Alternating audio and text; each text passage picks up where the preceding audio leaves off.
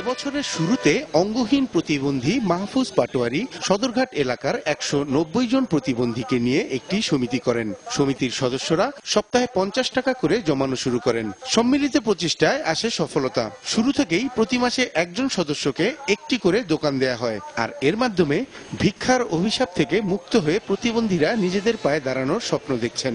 উদ্যোগ নিয়েছি এই কর্মস্থানের জন্য।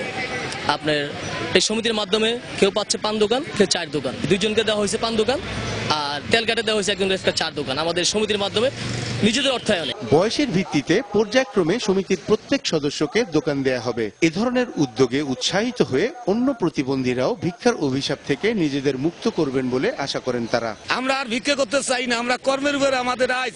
আমাকে প্রতিবন্ধীতে বসার মতো জায়গা দিত, তাইলে আমি মনে করতাম যে ভিক্ষা লাগতো না। বাচ্চা কাচ্চার লেখাপড়ার খরচ দিয়ে আমাকে তাই থাকে না।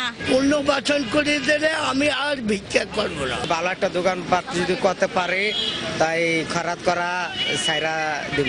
জানি আমাকে এই ব্যবস্থা থেকে আমাকে মুক্তি চাই। ব্যতিক্রমী এই উদ্যোগ সফল করতে সমাজের সব শ্রেণী পেশার মানুষের সহযোগিতা চেয়েছেন সুবিধা বঞ্চিত এসব প্রতিবন্ধী।